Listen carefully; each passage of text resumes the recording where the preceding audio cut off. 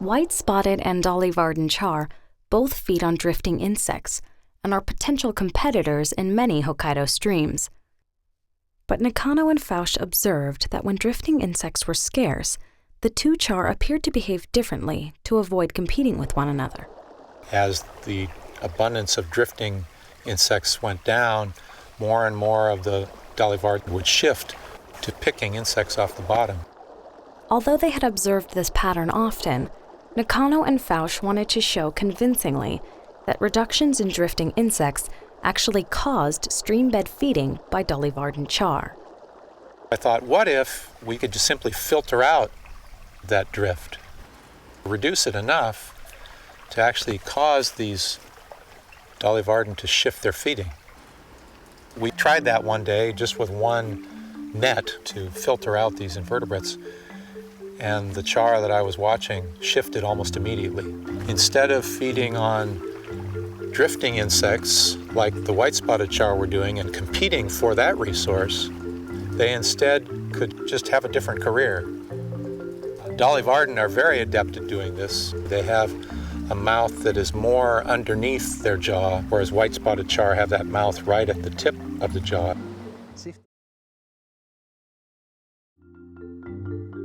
Both a fisherman and a scientist, Nakano had become concerned about the impacts of introduced exotic sport fish, and along with Fausch and others, began to study one of the most widely introduced sport fish in the world, the celebrated rainbow trout.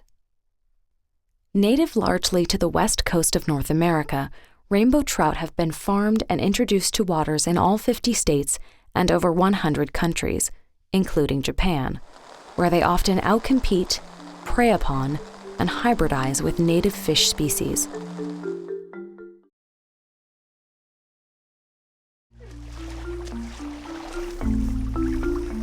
Using Nakano's greenhouse to mimic the effects of riparian deforestation, Fausch, Murakami, and Baxter found that the reduced supply of forest insects forced dolly-varden char to feed more on streambed insects, which then reduced the supply of these insects emerging to forest predators, like streambank spiders.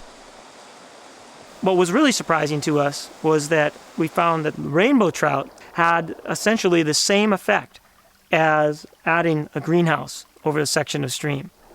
In fact, their experiment showed that rainbow trout outcompete the dolly-varden char for forest insects, which caused a series of food web effects nearly identical to those caused by the greenhouse. Because it's water and land, it's been convenient for us to draw that boundary. Those boundaries are artificial and may not even exist in ecological food webs.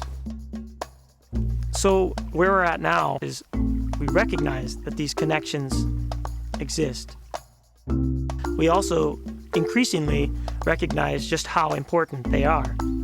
The question is, will that affect the way that people act, the decisions that we make?